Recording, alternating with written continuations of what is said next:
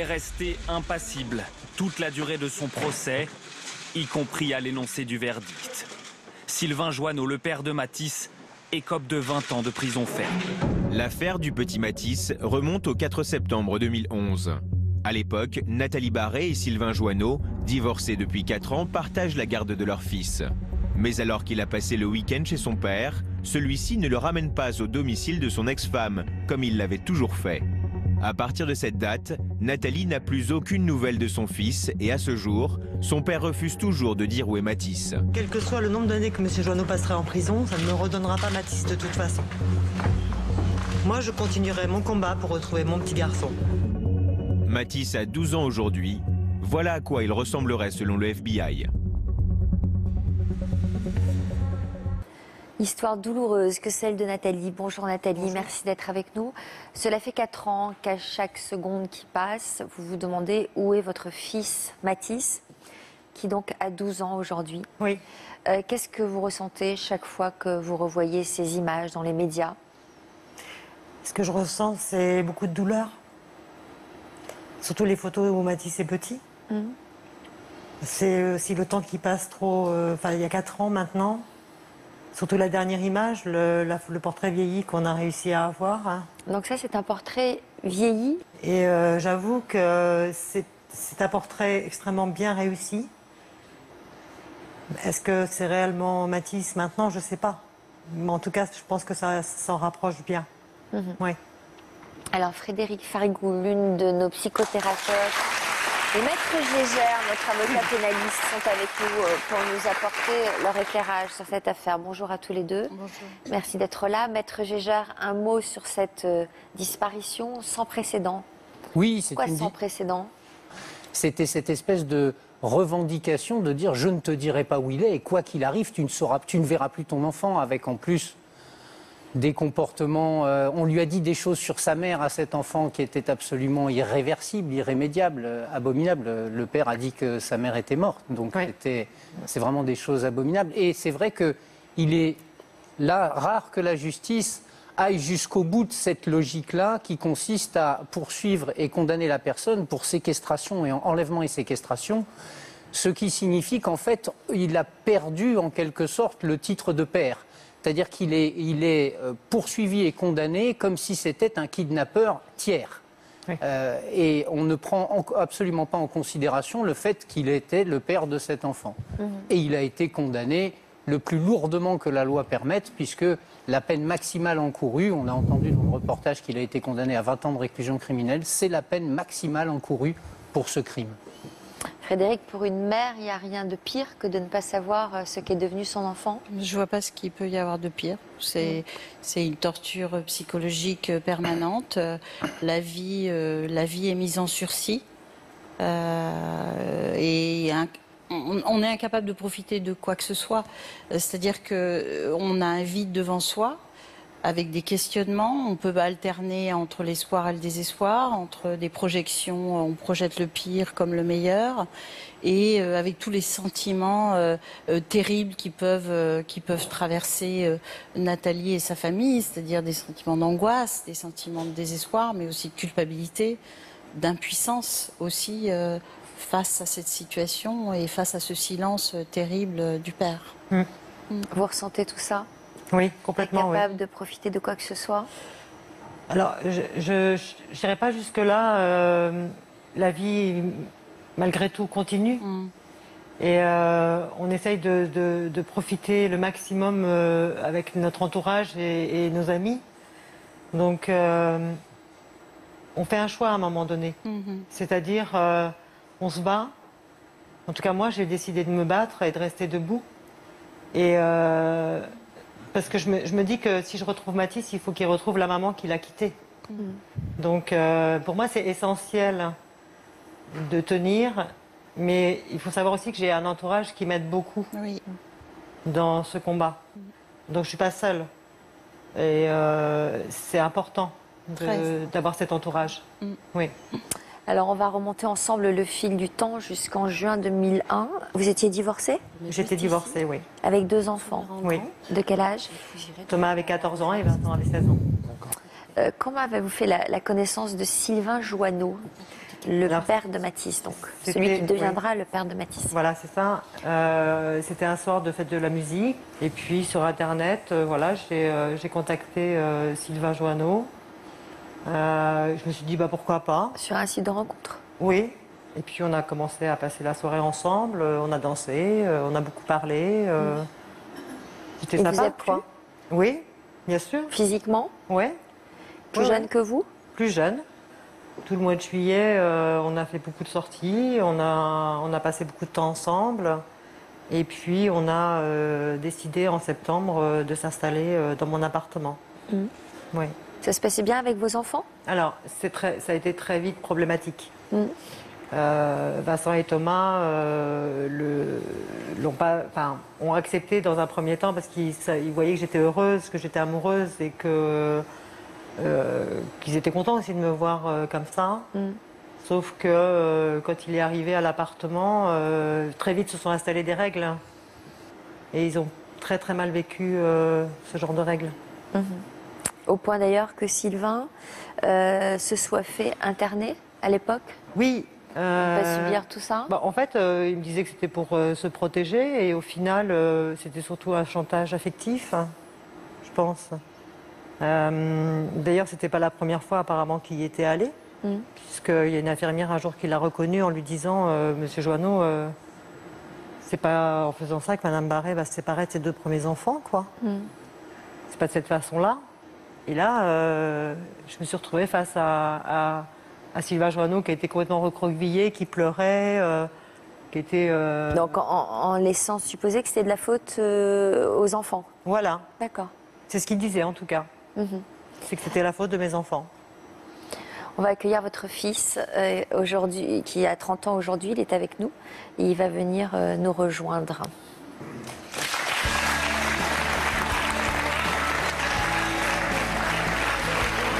Bonjour. Vincent.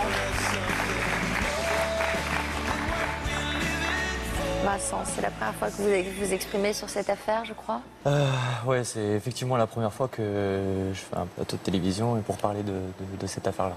Vous aviez 14 ans à l'époque où Oui. votre mère a rencontré Sylvain. Mhm.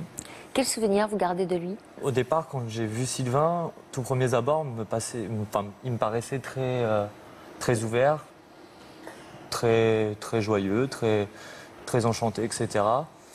Et au fur et à mesure du temps, à peine quelques semaines, même quelques mois, il a commencé à avoir des comportements différents envers nous, envers moi et mon frère, enfin mon frère et moi plutôt. Et surtout quand maman était pas là, quoi. C'est-à-dire? Ben, il passait d'un état très jovial, etc. quand maman était là, et puis d'un coup, quand maman partait faire une course ou quoi, c'était carrément le contraire. C'était hautain, très, très moigeux, très, oui, très hautain. Cassant? Cassant, ouais. Mais agressif envers vous? Très... Au début, non, c'est venu crescendo en fait. Et puis il y avait des petites choses aussi qu'on entendait à droite à gauche parce que c'était quand même relativement petit à la maison, à l'appartement où on habitait à l'époque. Et donc, moi j'ai entendu plusieurs fois, je vais refaire ma vie avec toi, je vais avoir un enfant avec toi, mais c'était avec maman, pas avec nous. Ouais. Donc, Vous vous c'est- sentiez exclu. Exactement. Donc tout ça jusqu'à un fameux soir où il s'est fait interner. Racontez-nous. C'était un soir où je rentrais de discothèque, je devais avoir 16 ans, ouais, à peu près. Donc il y avait quelques années qui étaient passées quand même. Je devais avoir 16 ans, 16 ans et demi. Et à l'époque, je sortais quand même assez souvent le week-end avec mes amis. Et un matin, je rentre avec mon meilleur ami chez moi. Et puis, bon, bah, petite fringale, j'ai envie de manger un morceau. Et je fais tomber une assiette par terre. Et là, Joanneau est sorti de la chambre en criant, en s'esclaffant, il y en a qui travaillent, il y a des gens qui veulent se reposer. Ici, c'est chez moi. Et je crois que ça a été le ici, c'est chez moi qui a fait la goutte de trop. Et là, on a commencé à comment je pourrais dire, à se battre, tout simplement. Et, Physiquement, là. Physiquement, ouais. Ouais. Ça arrivait plusieurs fois, mais celle-là a été très, très violente. C'est vrai que j'ai un caractère assez impulsif. Et puis ça commençait à bouillonner quand même, quoi. Donc il y a un moment où on dit stop, quoi. Voilà. Donc lui est parti se reposer en hôpital psychiatrique. Ça veut dire qu'il avait l'habitude d'y aller? Il avait apparemment un passé assez lourd. Psychiatrique. Psychiatrique, ouais, je dirais. C'est ce que vous vous êtes dit quand vous avez appris qu'il partait dans un hôpital psychiatrique se Non. reposer? En fait, nous, on n'était pas au courant de tout On ça. n'en savait rien de Non, ce passé. non, on savait pas, on connaissait pas son passé, on connaissait rien de lui. Franchement, on voyait juste ce qu'il faisait avec nous, quoi. On n'a pas. Frédéric, c'est pas banal d'aller comme ça dans un Pas hôpital banal. psychiatrique. Et ce que vous décrivez dénote des troubles du comportement.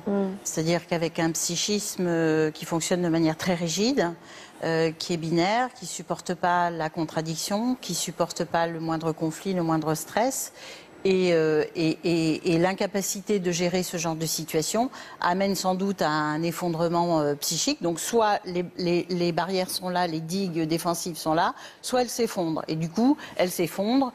Je me fais hospitaliser dans un hôpital psychiatrique. Elles s'effondrent parce que sans doute une personnalité peut-être bipolaire, c'est-à-dire qui alterne des phases maniaques et des phases dépressives. C'est-à-dire que ce genre de situation, la personne est incapable de le gérer et déclenche un épisode dépressif qui peut aller jusqu'à des tentatives suicidaires. Nathalie, ça a dû vous alerter quand même d'apprendre qu'il est parti se reposer dans un hôpital psychiatrique. Vous avez dû vous dire qu'il devait avoir un passé psychiatrique, non? Je ne me suis pas posé cette question-là, je me suis surtout posé la question pourquoi. Parce que moi, je ne connaissais pas ce milieu psychiatrique et dans notre famille, c'est vrai que ça nous est jamais arrivé chez nous, en fait, dans notre famille, avec mes frères, mes sœurs, même ma maman. Il est resté avait une longtemps fragilité que je comprenais pas. C'est ça. Il est resté longtemps hospitalisé? Oui, il est resté 8 jours, je crois. Mais encore une fois, c'était toujours ce chantage. S'ils sont là, je reviens pas. Voilà, tu te rends compte dans quel état ils m'ont mis. Voilà, c'était toujours ça, quoi. Comment vous l'avez trouvé à son retour? De toute façon, moi, j'avais pas cédé à ce chantage. Donc, il est revenu, mais c'était toujours de la manipulation. Ça se voyait pas. C'était pas physique. Bon, évidemment, il a eu des violences physiques avec Vincent, c'est vrai. Sauf qu'au quotidien, c'était des petites choses qui étaient très insidieuses, qui étaient très vicieuses et qui mettaient mal à l'aise autant Vincent que Thomas. Et au final, l'ambiance était devenue insupportable. Mais jamais vous n'avez envisagé de lui demander d'aller vivre ailleurs Non. ou de demander à vos enfants d'aller vivre ailleurs? Non. Moi, Donc, je pensais que c'était possible de vivre tous ensemble. Et j'avais toujours l'espoir que ça s'arrange. Vous étiez très amoureuse. Oui. Oui, on dit l'amour rend aveugle, mais c'est vrai que ce jour-là, à ce moment-là, je pense que ça m'a vraiment rendue aveugle, quoi. Et lui voulait un enfant. Oui. Et vous? Moi, la question, elle ne s'était pas posée au départ avec M. Joanneau. J'avais 37 ans, je me disais... Alors, quand il m'a posé la question, moi, je n'ai pas répondu sur le coup, parce que bon, on ne fait pas d'enfant comme ça, sans y réfléchir et sans penser à son avenir et ce qu'on pouvait faire, quoi. Et puis, 15 jours ont passé, 3 semaines, et puis à un moment donné, je lui ai dit, écoute, ouais, moi, je pense que je peux être... voilà, j'ai envie d'avoir un enfant avec toi, oui. Est-ce qu'entre-temps, les conflits s'étaient apaisés avec vos enfants? Non, il était toujours dans cette opposition avec Vincent et Thomas. Il n'y avait rien qui avait changé sur ce point-là.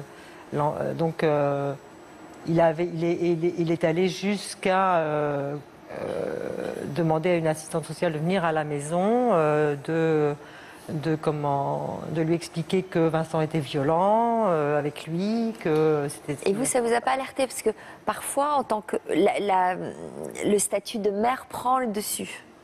Et quand on voit que le compagnon est violent avec ses enfants, on se dit non, c'est pas possible, c'est pas supportable. Jamais vous n'avez éprouvé ça? C'est-à-dire que ce que je veux dire, c'est que généralement, spontanément, on a tendance à prendre la défense de ses enfants. J'ai pris la défense de mes enfants. En tant que mère. J'ai pris la défense de mes enfants. Mais il avait déjà, comme je vous disais, exercé une emprise. C'est ça. Et cette assistance sociale, apparemment, il était déjà allé la voir, sans moi. Ouais. Et là, du coup, la décision, elle était déjà prise avec l'assistante sociale. Et moi, j'ai rien pu faire, en fait. Alors, quelle décision avait été prise? Donc, Vincent est allé dans un foyer, pas loin de la maison. T'as été placé dans un foyer. Et Thomas a demandé à aller vivre chez son papa. Et vous avez dû être triste de cette vie? J'étais meurtrie, pour Thomas, c'est vrai que c'était bien avant Joanneau qui voulait aller vivre avec son père. Donc j'ai accepté qu'il aille vivre chez son père. Pour Vincent, c'était plus compliqué. Bon, je savais qu'il n'était pas loin. J'avais des nouvelles très souvent. On se voyait, voilà. Ouais. Et vous, Vincent, comment vous l'avez vécu, le fait d'être placé en foyer? Oui. Très mal. Ouais. C'est une chose dont je parle pas souvent, mais honnêtement très mal, parce que déjà d'être placé dans un foyer, de sortir d'une enceinte familiale, c'est compliqué. Deuxièmement, de se retrouver avec des gens, donc des jeunes qui étaient placés en foyer avec moi, qui n'avaient strictement rien à voir au niveau histoire ou passé avec moi. C'est des jeunes qui avaient des d'autant plus dur. difficultés. Oui, voilà. Vous en vouliez à qui? À personne, même pas à ma maman, parce que je savais qu'elle était sous l'emprise de quelqu'un. Ouais. Oui, c'est ça, c'est la seule manière d'expliquer ça, parce que ce que j'ai spontanément, une mère défend son enfant. Moi, je ne vous dis pas ça pour vous juger, hein, mais j'essaie de comprendre. Hein. Et donc, la seule manière qui explique, c'est que cet homme vous ait mis sous emprise. Oui. Frédéric? Ah mais absolument, c'est-à-dire que c'est vraiment un comportement de manipulation, c'est-à-dire il présentait un visage face à Nathalie, un autre face à Vincent, avec, comme vous le disiez, des petites remarques très insidieuses qui tissent sa toile au fil du temps. Et l'emprise psychologique, c'est ça, c'est pour ça que c'est si difficile de s'en défaire, c'est que c'est au fil du temps, c'est insidieux, et il y a un isolement progressif de la victime, en l'occurrence vous, pour qu'il s'approprie votre personne.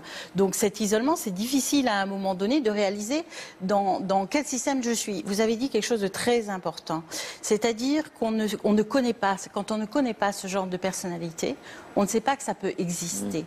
Et c'est souvent ce que me disent les victimes de manipulateurs, c'est qu'on n'a jamais eu affaire à ce genre de personnes, donc on ne sait pas comment ça fonctionne. Une fois qu'on a eu affaire, on comprend le système, mais on ne le sait pas à l'avance. Et ce qui explique que c'est si difficile à un moment de savoir dans quel système on est et de s'en extraire. Oui. Oui. Juste pour comprendre, on a le sentiment à vous entendre qu'en fait, c'est un manipulateur, mais qui passe par-dessous. C'est-à-dire que ce n'est pas quelqu'un qui va essayer de tout gagner à tout prix. On a l'impression qu'il se faisait plus plaindre. En quelque sorte, il voulait avoir le statut de victime. Et alors là, pour trouver la manipulation dans un comportement comme celui-là, c'est extrêmement compliqué. Quelqu'un qui est, j'allais dire, dominant, on comprend mieux le système manipulatoire. Alors que là, on a l'impression que, je veux dire, appeler une assistante sociale, c'est ce que fait un enfant. Oui, mais c'est justement ça qui est pervers. C'est que vous avez certainement été touché par sa fragilité et voulu le protéger aussi. Je ne le comprenais pas. Ouais. Je ne le comprenais pas. Donc, évidemment, j'ai été touchée par sa fragilité, mais il y avait tellement de choses qui m'étaient cachées, que je ne voyais pas. Ce que Vincent a dit, ce que Thomas a certainement dû subir aussi. Il y avait personne autour de nous qui le voyait comme ça. C'est-à-dire que vous discutiez avec lui lors d'un repas de famille ou une soirée, personne ne pouvait s'imaginer. C'est le propre des super était comme ça, quoi. Pervers. Oui. Hein? C'est ça. Oui. Ouais.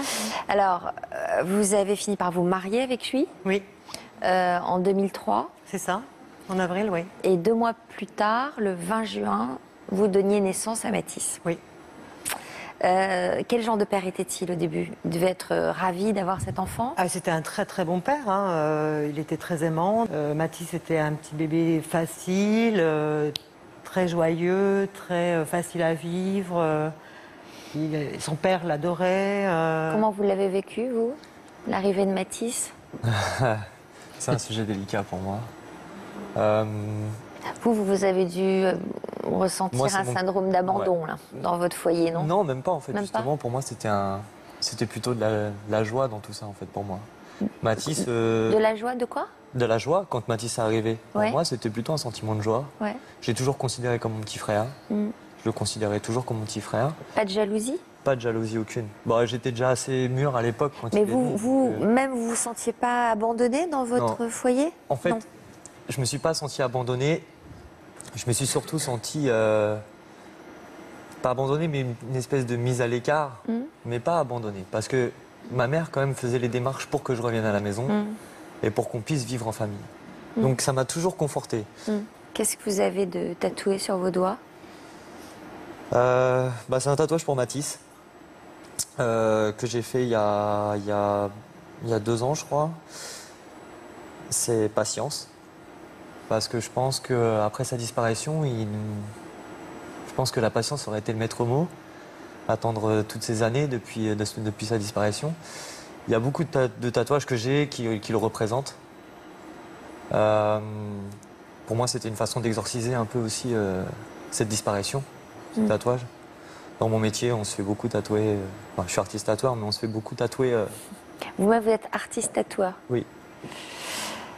Alors, donc un très bon papa au début, et puis au fil du temps, comment ça a évolué? Il a été licencié juste un peu avant la naissance de Mathis. Il faisait quoi comme travail? Il était responsable qualité. Et donc il a été licencié. Donc il a passé beaucoup de temps avec nous, avec Mathis. On était vraiment une famille, un petit cocon comme ça. Et puis il a retrouvé du travail, mais c'était à Rouen, à côté de Rouen. Donc du coup, on a dû partir sur Rouen et elle est là. Parce que je reviens là-dessus, c'est vrai que cette manipulation dont j'étais victime, en fait, il m'a isolée.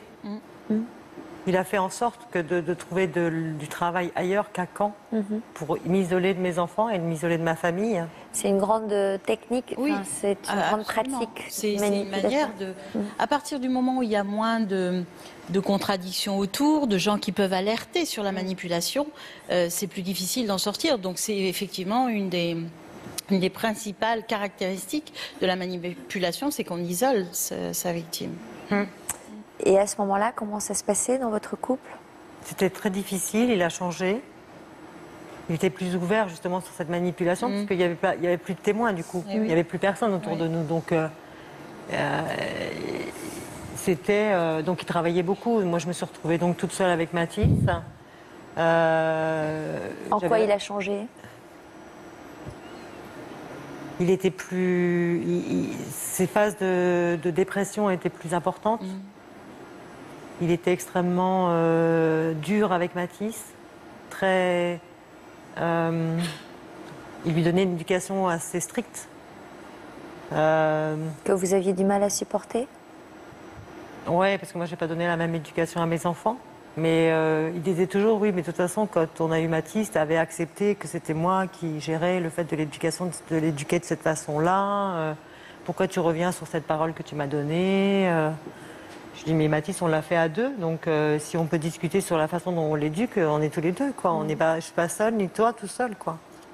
Et puis après, on a dû déménager, on a acheté une maison. Il avait pris un poste à très haute responsabilité qu'il n'a pas géré par rapport à ses problèmes de dépression. Il y a un diagnostic qui avait été posé à ce moment-là? Non. Justement, c'est ça le problème, c'est que le diagnostic n'avait pas été posé. Donc, il a été très souvent en arrêt de maladie. À quel moment il a été posé le diagnostic alors? Alors, il a été posé au bout de 2-3 ans. 3 ans. Quel diagnostic? C'était le dernier diagnostic que moi j'ai eu par le psychiatre qui l'a suivi quand on était sur Rouen. C'est maniaco-dépression avec névrose grave. Bipolaire, maniaco-dépressif, ça veut dire la même chose. Voilà. La bipolarité. C'était le dernier diagnostic que j'ai eu. J'ai été suivie pendant toutes ces années que j'étais à Rouen par un groupe de parole qui s'appelait, l'association s'appelait Argos, et qui m'aidait justement à gérer ces différences de comportement. D'humeur.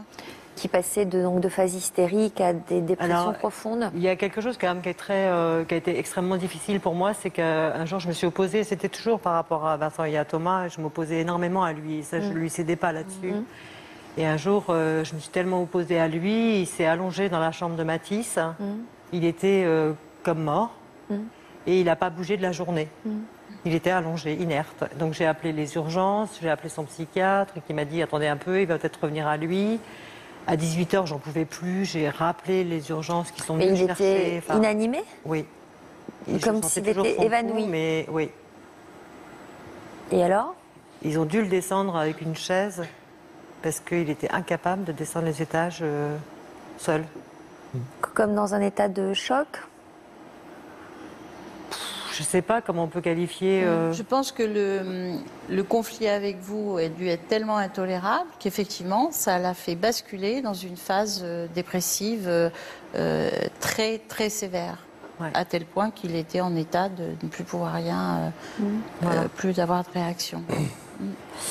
Donc, au bout de plusieurs années très difficiles à vivre pour vous, à bout de nerfs, vous avez décidé de partir?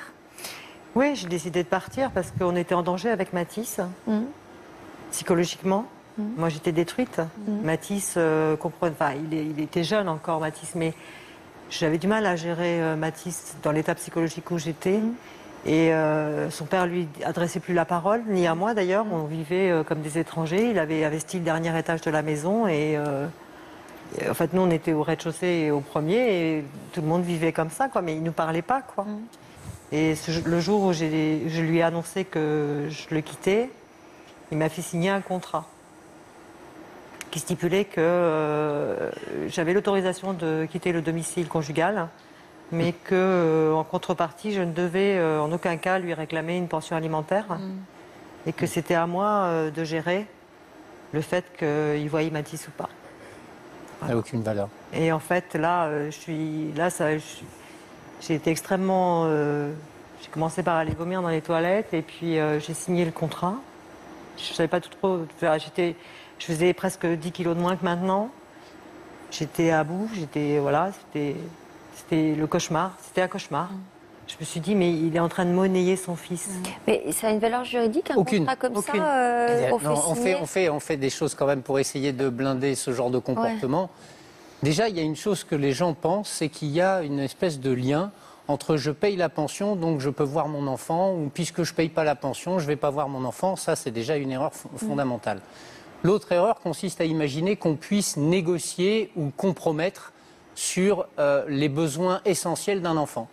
L'obligation alimentaire, c'est une obligation d'ordre public, ce qui veut dire qu'on ne peut pas déroger à cette obligation par une convention qu'on écrirait entre nous. Donc écrire sur un contrat, je me dispense de contribuer à l'entretien et l'éducation de mon enfant et en contrepartie il y aura telle ou telle disposition, c'est évidemment sans aucune valeur. Y compris entre les personnes d'ailleurs. Hein. Ça n'a pas de valeur entre eux, ça n'a pas de valeur vis-à-vis des autres, ça n'a aucune espèce de valeur. C'est simplement révélateur d'une certaine attitude et d'un comportement qui va dans le droit fil de ce que vous nous expliquez depuis le début de cette émission. Oui. Donc, sauf qu'à partir de là, ça a été la guerre entre vous. Moi, j'étais pas en guerre contre lui. Je voulais juste... donc, quand je suis arrivée à Caen, j'ai été voir mon avocate. J'avais peur de lui. Franchement, j'avais très, très peur de lui. Et j'avais peur de lui donner ce papier qu'il m'avait fait signer. Et on avait rendez-vous tous les deux chez mon avocate. Il a dit à mon avocate qu'il connaissait mieux la loi qu'elle. Que ça n'allait pas se passer comme ça. Donc, évidemment, ça ne s'est pas passé comme ça du tout.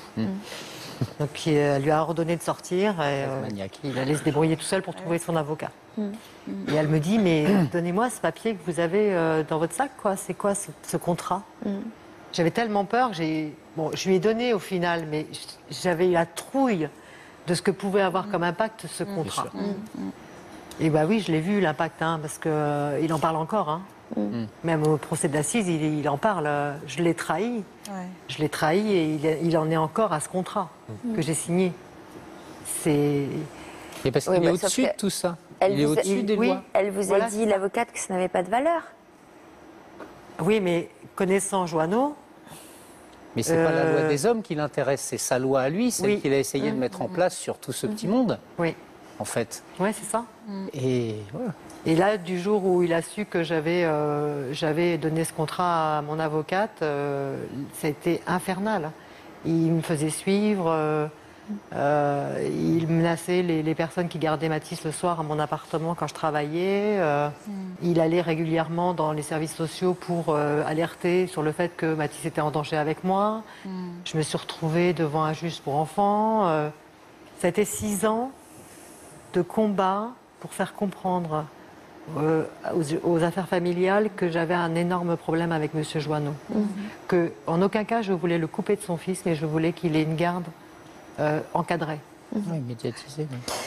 Alors, vous avez rencontré votre conjoint actuel, Alain, 2 ans après votre divorce. Oui. On va l'accueillir tout de suite. C'est la première fois, lui aussi, qu'il s'exprime dans les médias, cette affaire.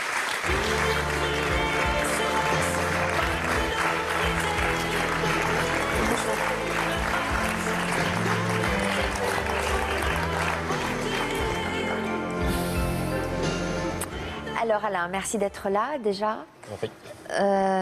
Vous avez l'air très ému. Oui, entendre tout ça, ça fait remonter. Ouais. Alors, Mathis avait 3 ans lorsque vous avez rencontré sa maman, lorsque vous êtes entré dans sa vie. Quel lien avez-vous noué tous les deux? Alors moi, j'ai un grand garçon qui a aujourd'hui 23 ans. Et en fait, Mathis a toujours été considéré comme mon propre fils. Mais même avec mon fils, c'était son petit frère. Et dès le départ, on a fondé une famille tous les 4. C'était vraiment... on était très heureux tous les 4. Mathis avait sa chambre, Romain, il avait sa chambre juste à côté. Il y a une complicité dès le départ qui s'instaurait entre Mathis et mon fils, entre moi et Mathis. Et on était une belle petite famille, bien recomposée. Et on était heureux, quoi. Quel genre de petit garçon c'était Mathis? Adorable. C'est une crème.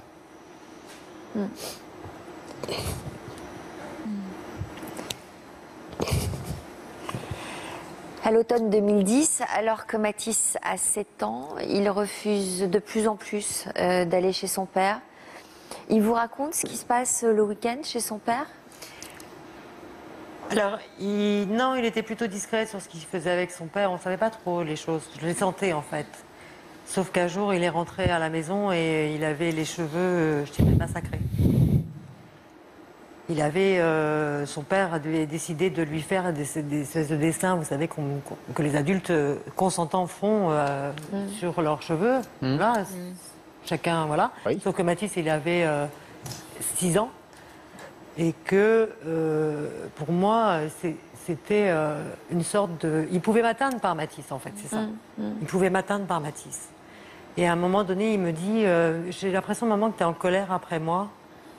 Je dis, non, je ne suis pas en colère après toi, je suis en colère après ton papa, parce qu'il a le droit de te couper les cheveux, effectivement, sauf qu'il n'a pas le droit de te les massacrer. Mathis, il s'est rendu compte de l'impact que ça a eu sur ses copains d'école. Voilà. Il en a souffert. Il en a souffert. Nous aussi, on en a souffert. Et puis, il y a eu ce fameux week-end où il a copié 600 lignes de punition. Il a été assis sur une chaise toute une journée. Ça s'est passé sur 2 week-ends de suite. Et là, je lui ai dit, on va mettre des choses en place pour te protéger. C'est ça qui doit vous faire le plus souffrir aujourd'hui, c'est d'imaginer le quotidien de votre petit garçon, quoi. Quand il est revenu de ce week-end, j'ai vu la détresse de Mathis dans ses yeux. Ouais, c'était une détresse. Il vous en a parlé ou vous l'avez vu sur son visage? On l'a vu, ouais. Hein? Oui, on l'a vu, oui. Une détresse. Une détresse perdue. Une souffrance il énorme. n'osait même plus nous parler, Mathis. En fait, il ne savait pas comment nous relater ce qu'il venait de vivre depuis 2 week-ends. Et il était vraiment très, très perturbé, qu'il est rentré dans un mutisme. Alors que Mathilde, il est plutôt joyeux, plutôt à faire des blagues, à rigoler, à taquiner les gens. Et là, il était vraiment... il s'enfermait dans son petit monde, Mathis. Et puis votre vie a basculé le 2 septembre 2011. Qu'est-ce qui s'est passé ce jour-là? Quels sont les derniers échanges que vous avez eus avec votre fils? Mathis était rentré à l'école une semaine un peu en avance. Il était dans une école privée, donc il reprenait l'école plus tôt. Il faisait beau. C'est vrai qu'il adorait l'école, Mathis. Donc pour lui, bon, c'est vrai qu'il était un petit peu... Je me rappelle ce matin-là, il était toujours un peu devant son bol de chocolat et puis il regardait la télé, quoi. Donc c'était toujours un petit peu... il fallait que je le secoue un peu pour qu'il presse le pas. Mais il ne m'a pas montré dès le début de la matinée cette angoisse qui montait. Dès qu'on arrivait dans la voiture, j'ai senti qu'il y avait quelque chose qui le chagrinait, quoi. Il a Quoi, commencé à c'était le fait d'aller à l'école? Non, le fait qu'il allait chez son père. Ah, c'est ça, il allait chez son père. Oui, il allait chez son père, donc c'est pas l'école qui l'angoissait, c'était d'aller chez son père. Et c'est dans la cour de l'école qu'il m'a annoncé, qu'il m'a dit qu'il voulait pas aller chez son père. Ouais. C'était le week-end où son père reprenait ses droits de visite et d'hébergement. Parce qu'il avait eu 3 mois de mise à l'épreuve par rapport au week-end de punition. Et c'était ce fameux week-end où il reprenait ses droits de visite et d'hébergement. Mais je pense que Mathis était encore angoissé par ces week-ends qu'il avait passés et il n'a pas voulu m'inquiéter plus. Enfin, je sais pas, il savait que j'étais angoissée de toute façon de le mettre chez son père tous les week-ends. Il le savait. Donc vous avez dû passer un week-end terrible. À vous inquiéter. Oui, parce que sachant ce qui s'était passé, c'est vrai qu'on tendait le dos, nous, quand on donnait Mathis à son père. Mais je m'imaginais vraiment pas qu'il allait disparaître ce week-end-là. Et donc le dimanche soir, vous deviez le récupérer à 18h? Oui, je devais récupérer Mathis à 18h, il n'était jamais en retard. Et moi, je venais, je regardais dehors, je me disais, mais c'est pas possible, il a dû avoir un accident. Qu'est-ce qui s'est passé, quoi? 18h15, il n'y avait toujours personne. 18h30, je dis à Alain, écoute, tant pis, Romain était à la maison, donc je me suis dit, il y a de toute façon quelqu'un à la maison si Mathis revient. Et on est allé au commissariat de police. Et c'est vrai que la personne qui nous a accueillis ce jour-là a senti mon angoisse énorme. Elle s'est dit, il y a quelque chose, quoi. Elle a vu que de toute façon je ne lâcherais pas et que je resterais peut-être là toute la nuit s'il fallait, mais je lui ai fait comprendre qu'il fallait faire quelque chose. Et elle a demandé au procureur de lancer une géolocalisation du portable de M. Joanneau. Mais on n'a pas, comme c'était son père, on n'a pas fait l'alerte enlèvement ce soir. Parce que c'est pas un... Enfin, à ce moment-là, c'est au pire, sur le plan juridique, une soustraction d'enfant à une personne qui en a la garde, entre 2 parents. C'est-à-dire que c'est là ce qu'on appelle la non-représentation d'enfant, qui est un délit mineur, qui est puni d'un an d'emprisonnement. Enfin, c'est vraiment un délit mineur. Et comme c'est le père, je ne sais pas s'il avait encore l'autorité parentale aussi, je suppose qu'il devait l'avoir, conjointe. Donc ça ne peut pas être considéré comme un enlèvement dans un premier temps.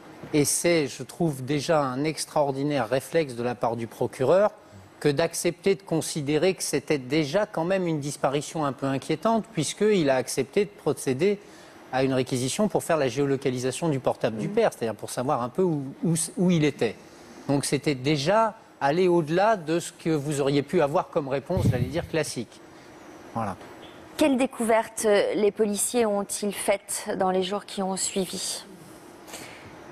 En fait, ils ont géolocalisé le portable de Joanneau à Bayonne, à 6h du matin, le lundi matin à 6h. Donc on s'est levé et on est allé directement au commissariat pour... Donc c'était le lendemain, là? C'était le lendemain matin. On est allé donc au commissariat et on était accueillis par un commissaire qui nous a dit... avec qui on a beaucoup discuté pour savoir un petit peu ce qui allait être entrepris. Ce qui allait être entrepris pour les jours qui suivaient. Et je lui dis, mais si le portable de M. Joanneau est à Bayonne, vous pensez que je peux descendre à Bayonne Si Mathis est là-bas, je vais à Bayonne, quoi. On a pris un avion en urgence sur Bayonne.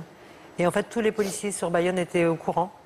Et ils commençaient à chercher soit le camping-car, soit la 206 de Joanneau. Mais on ne s'imaginait pas du tout le mardi qu'il allait remonter sur la Normandie. Enfin, on ne comprenait plus, les barrages avaient été mis en place. Pas de 206, pas de camping-car. Nous, on était épuisés. On avait cherché toute la nuit sur Bayonne. On a fait toutes les plages, toutes les aires de camping-car. On a tout fait. On est remonté du coup avec une voiture de location. Notre idée à nous, c'était de rattraper Joanneau sur l'autoroute. Et puis au final, on s'est aperçu le mercredi qu'il avait envoyé son téléphone par la poste, allumé, dans une enveloppe. Ça, c'est même, enfin, Voilà. c'est une technique qui est utilisée par la très très grande criminalité. Ça. Je veux dire, ils appellent ça faire promener le portable, justement pour brouiller les pistes et y faire imaginer qu'ils sont ailleurs alors qu'ils font autre chose. Mais c'est vraiment très impressionnant, quoi. Oui. Oui.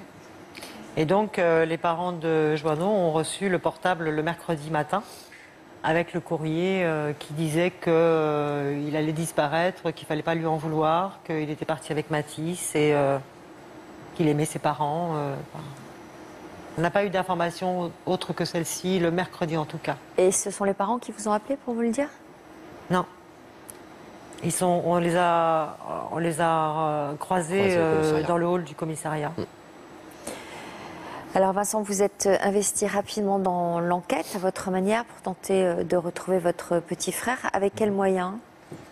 C'est vrai qu'à l'époque, j'avais pas trop de moyens. Moi, j'étais un peu, on va dire, adepte des ordinateurs à l'époque. Je le suis toujours maintenant, mais à l'époque, en fait, j'ai utilisé les réseaux sociaux pour retrouver mon petit frère. Donc j'ai créé un événement sur un réseau social. Et en fait, j'ai mis la ligne directe du commissariat de Caen dessus. Et je me suis rapidement retrouvé submergé. C'est-à-dire qu'on est arrivé à 30, 40 000 personnes sur l'événement qui demandaient toutes les demi-secondes si c'était vrai ou faux, si on avait une photo récente de Mathis, si il y avait une alerte enlèvement, si la police était au courant ou pas. Donc, ma maman m'a appelé genre peut-être 2-3 heures plus tard, je crois. M'a appelé en me disant d'arrêter tout. Parce qu'apparemment, j'avais fait sauter le standard de la police de Caen à cause de commissariat, ça. oui. Du commissariat de Caen, ouais. Parce que j'avais mis la ligne directe, donc les gens appelaient et je me suis retrouvé facilement 30 ou 40 000 personnes. J'arrêtais ça. Mais aujourd'hui, je regrette un peu de l'avoir arrêté. J'aurais dû juste enlever le numéro du commissariat de Caen et continuer. Parce que moi, je cherchais mon petit frère à l'époque. J'avais pas trop réfléchi aux antécédents ou aux dommages collatéraux, on va dire, entre guillemets. Donc moi, je cherchais mon petit frère. J'aurais dû continuer en modérant la chose et peut-être que j'aurais pu contribuer d'une autre manière à retrouver mon petit frère. Est-ce que vous êtes en lien plutôt avec la famille de Sylvain Joanneau? Avec Florent et avec Pascaline, oui. Oui. Alors justement, Florent, le frère de Sylvain et l'oncle de Mathis, a tenu à vous adresser un message depuis Montréal, au Canada, où il vit aujourd'hui. Bonjour Nathalie, c'est Florent depuis Montréal où il commence à faire bien froid, on a sorti les moufles. Je voulais juste te dire que le livre a traversé l'Atlantique, donc je l'ai lu et je suis juste impressionné par tout ce que tu as pu faire, tout ce que tu fais encore aujourd'hui et je suis persuadé de tout ce que tu feras dans l'avenir. Te dire que je te soutiens à 200% dans ton combat et on souhaite tous que Mathis soit vite retrouvé, qu'il te retrouve, qu'il retrouve tous les gens qu'il aime et on pense tous les jours à lui. Même de l'autre côté de l'Atlantique, il a son tonton qui pense bien fort à lui. Donc encore une fois, courage. C'est merveilleux tout ce que tu as réussi à faire et je t'envoie plein d'ondes positives et on y croit pour Mathis.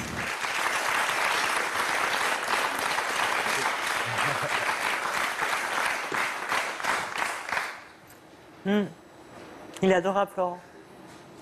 Il est victime comme nous. Et puis une autre victime comme vous, c'est Pascaline. Pascaline, c'est donc la sœur de Sylvain Joanneau qui nous a envoyé cette lettre à la rédaction. Nathalie, comme tu le sais, je ne peux pas être présente à l'émission d'aujourd'hui, mais par ces quelques mots, j'aimerais que tu saches que tu as mon soutien pour ton combat dans la recherche de Mathis. Les périodes de Noël doivent être difficiles à vivre et j'espère de tout mon cœur que Mathis revienne au plus vite vers toi, sa maman, et aux côtés de toute sa famille et ses copains. De mon côté, je fais mon maximum pour que Mathis soit retrouvé. En effet, dès que je rencontre des gens qui ont de la famille à l'étranger, je leur montre les photos de ton petit bonhomme. Ton livre a dépassé les frontières. Et ici, en Suisse, Je connais plusieurs amis qui l'ont acheté. Toutes ces petites graines que l'on sème nous permettront un jour de retrouver mon neveu, mais aussi le cousin d'Elisa et de Tom. Je t'embrasse et t'envoie plein d'énergie positive. Sur la carte qui accompagne ma lettre, tu trouveras 12 petits cœurs colorés pour te donner force et courage dans ton combat. Où que tu sois,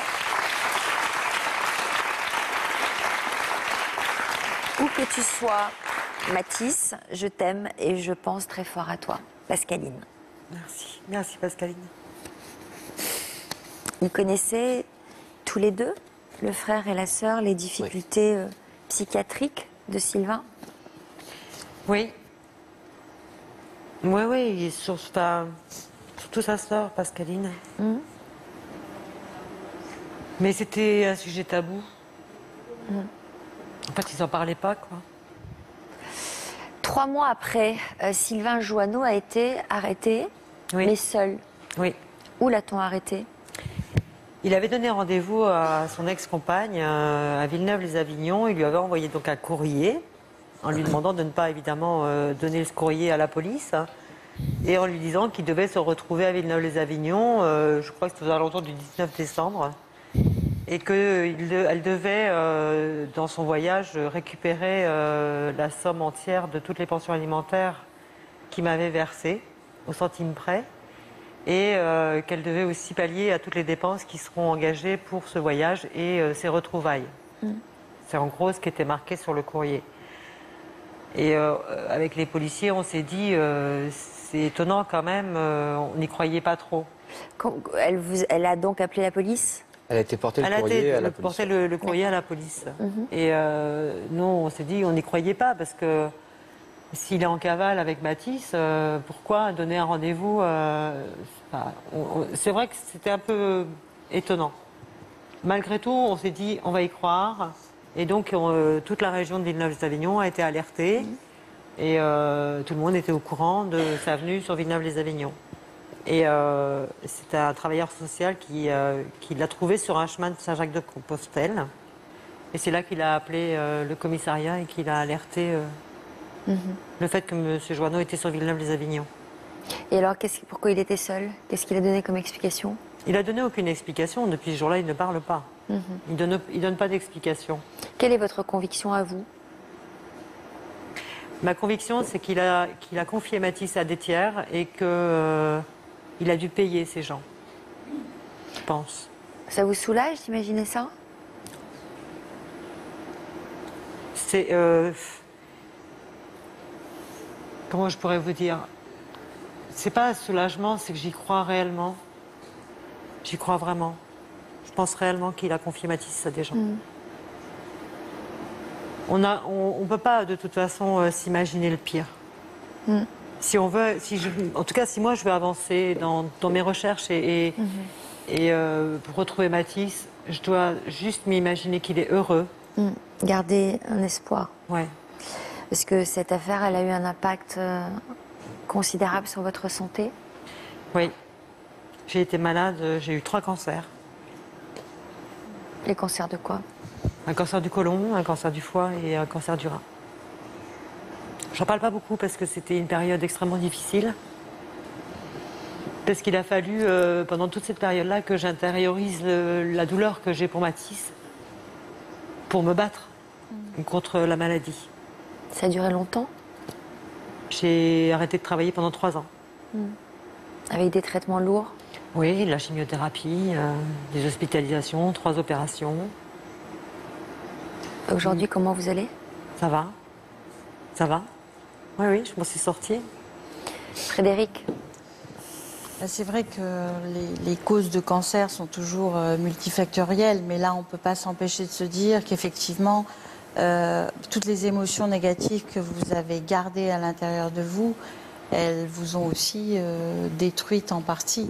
Et puis on le voit. Se faire de la bile. Oui, et puis aussi, ça a été votre manière de tenir, de ne pas extérioriser. Et on le voit, vous êtes d'une grande pudeur. Et ça a été votre moyen. Mais sauf qu'effectivement, probablement, vous êtes fait beaucoup de mal avec des émotions comme l'impuissance ou la culpabilité qui inévitablement ont dû vous ronger. Oui. Et ça, le fait de ne pas extérioriser, peut-être d'être une personne qui a du mal à exprimer ses émotions, je pense que ça a joué dans le fait que vous soyez rendu malade. Maître Lebré est avec nous dans le public, il va nous rejoindre. Non, je peux le faire. Désolé. Bonjour, merci de prendre place. Alors, vous êtes l'avocate de Nathalie depuis le début de cette affaire.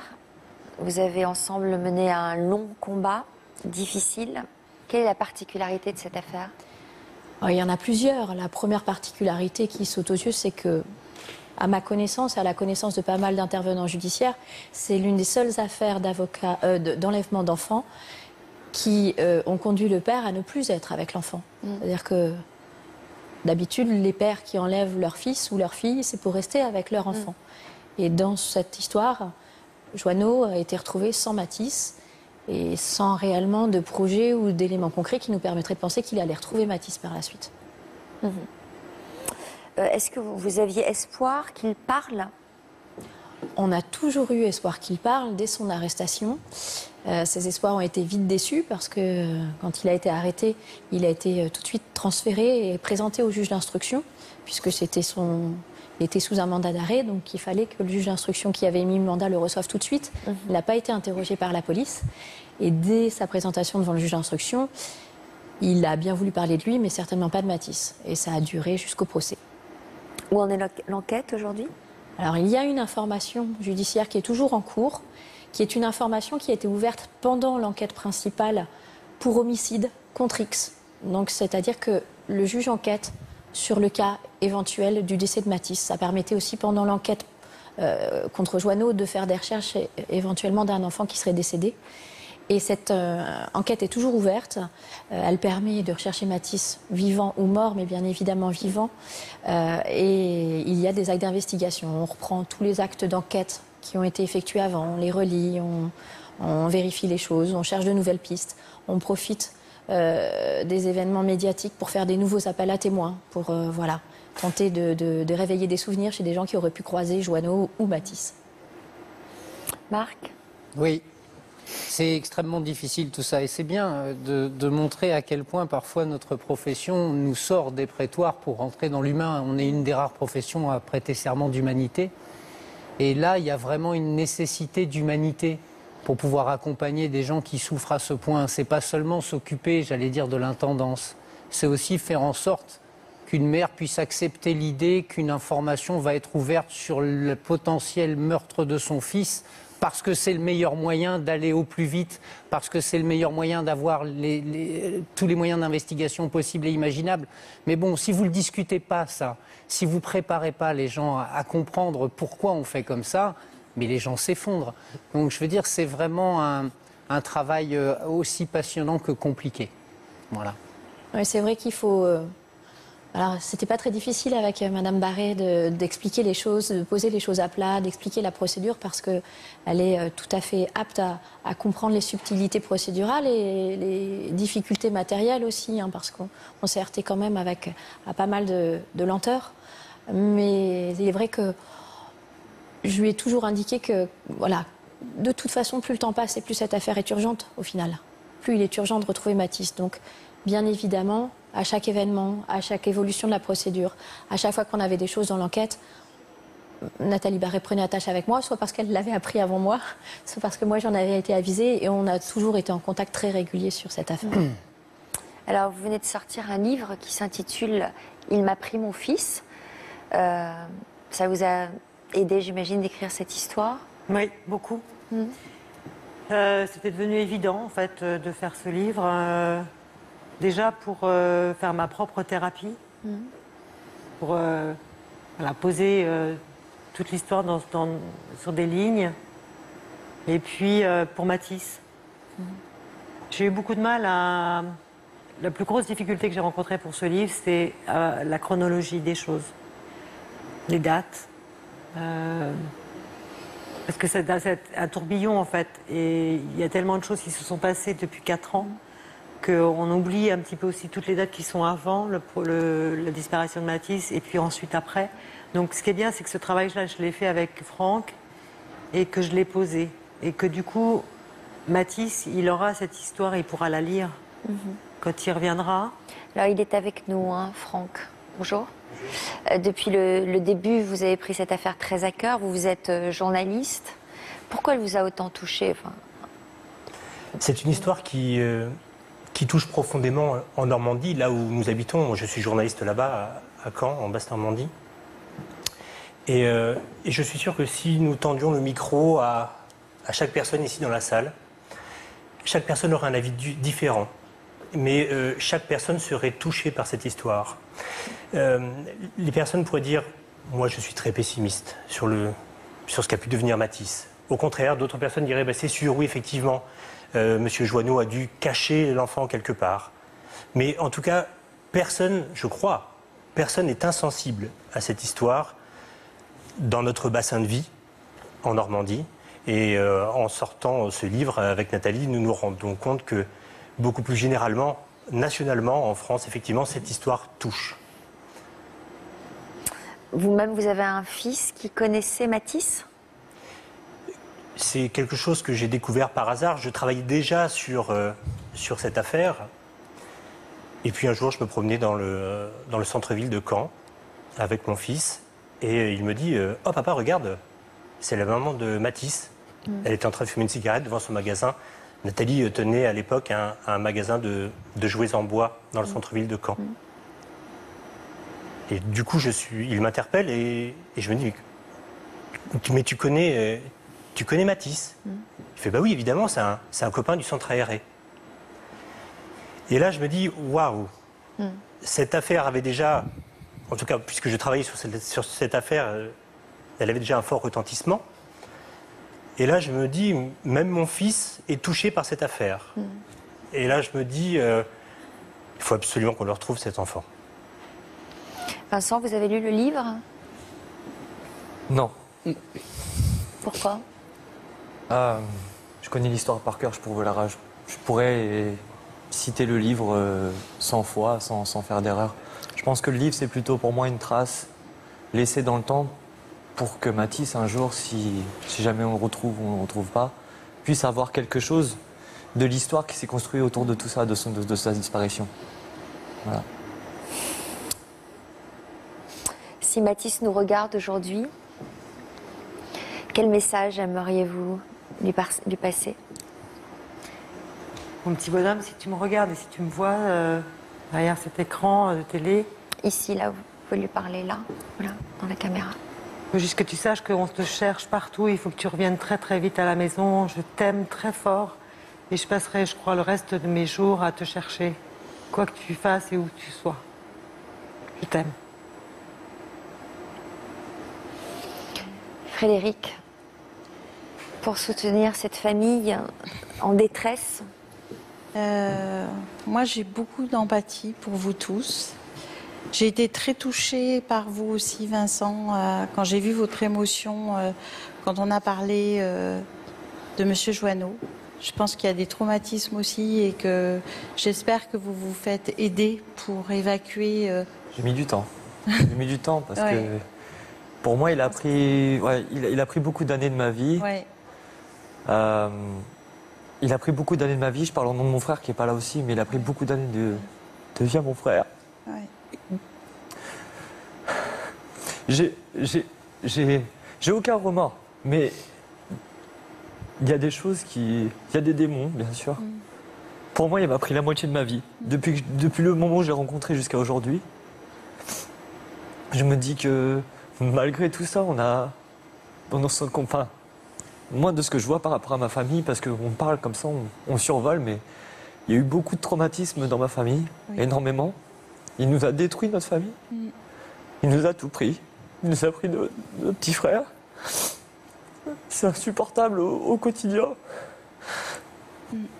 Et voilà, on ne peut pas expliquer ça par des mots. C'est compliqué, il faut expliquer aux gens que une personne qui manipule comme ça les gens, c'est une souffrance permanente, psychologique permanente. C'est-à-dire que vous, le matin, vous pensez à ça. Vous vous couchez le soir, vous pensez à ça. Donc, il faut expliquer aux gens que c'est pas facile. Surtout psychologiquement, je préfère 10 fois me prendre des coups de poing, des coups de pied, plutôt qu'on m'inflige ça tous les jours. Voilà. C'est pour ça que c'est important d'aller en parler avec quelqu'un et de prendre le temps Ça fait un mois de mettre que je vois, ça fait seulement un mois que je vois une psychologue pour vous dire clairement les choses. Ouais. Ça a été très compliqué au départ, mais parce qu'il y a une certaine fierté, on se dit voilà, jusqu'à aujourd'hui on s'en est sorti, mais il y a un moment on peut plus quoi. Puis on extériorise ça par différents moyens. Il y a un moment on peut plus, il faut aller voir quelqu'un et il faut se. Il n'y avait plus de place. Comment? Il n'y avait plus de place. Il y aura toujours de la place, mais ce que je veux dire par là, c'est que c'était une façon aussi pour moi de m'aider. Mais oui. Mais malheureusement, le tatouage ne fait pas tout. Et psychologiquement parlant, c'est vrai que c'est très compliqué et très difficile. Donc, c'est bien de se faire. Maman m'a toujours dit, va voir quelqu'un, va voir quelqu'un. Maintenant, c'est à moi. Et je lui ai dit, il n'y a pas si longtemps, va voir quelqu'un, va voir quelqu'un. C'est ça. C'est quelque chose. Il faut, même si ma mère, c'est mon héros. C'est-à-dire que elle a poussé des portes, elle a déplacé des montagnes pour retrouver son fils. Si aujourd'hui on est là, c'est qu'elle en a vraiment poussé beaucoup de portes. Ouais. Je pense que c'est un exemple, comme vous montriez tout à l'heure, il y a 300 enfants qui disparaissent chaque année en France et ça, c'est inadmissible. Je pense que toutes les mères devraient prendre exemple sur ma maman. Mais on va s'arrêter là-dessus. Ouais. Moi, je voudrais vous dire, en tant que maman, je ne sais pas quoi vous dire d'ailleurs, parce que j'imagine ce que vous devez endurer à chaque seconde. Merci. Merci pour votre témoignage. Il est important que nous n'oublions pas ce petit Mathis. Merci à vous tous pour votre fidélité. N'oubliez pas la rubrique Une histoire dans Version Féminin ce week-end. Et dans quelques minutes sur le plateau de l'Histoire continue, c'est Sébastien que nous retrouverons. Il vous avait beaucoup touché et ému lui aussi. On se quitte sur quelques images de Mathis et de sa famille sur la chanson préférée de Mathis.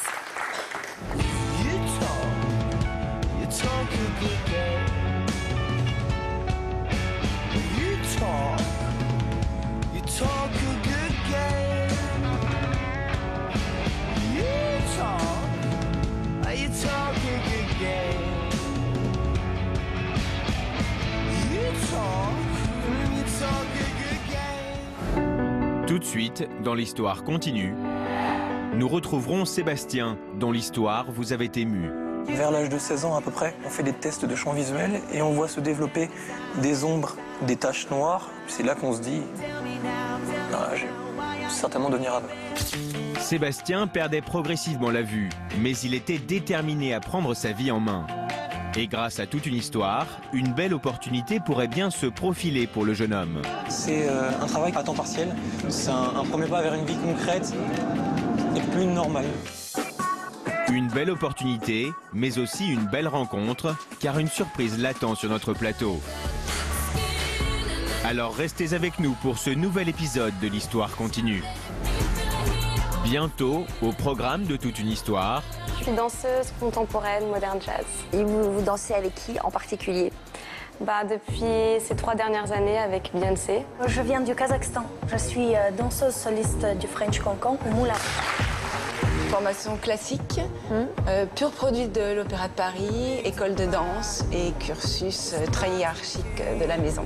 Et vous êtes allée au sommet puisque vous avez été nommée danseuse étoile. Oui. Nos invités ont su transformer une passion d'enfance en une carrière d'excellence. Elle faisait des ménages beaucoup et justement dans mon école de danse, du coup j'avais l'école gratuite, en échange ma maman travaillait à l'école. J'étais enceinte de Manon, j'avais très envie de danser Cendrillon, ça faisait depuis 1 mois que je travaillais ce ballet et 3 jours avant, les sœurs de Cendrillon m'envoient un peu rudement au sol et je me casse le poignet. Et donc je vais voir ma directrice avec un plâtre au bras. Elle me dit si tu veux on adapte le costume et tu peux aller en scène. Est-ce que vos parents sont déjà venus vous voir, vous applaudir? Ouais, ils sont venus il y a 5 ans. Ma maman, elle a pleuré, bien sûr. Et mon papa, il était très fier. Ça fait quoi de savoir que sa maman a été une danseuse étoile? En fait, comme on a vu comme ça, ou que mes parents étaient danseurs et que maman était danseuse étoile, ça faisait pas... Ouais, c'est normal, quoi. Hein. Voilà, un peu.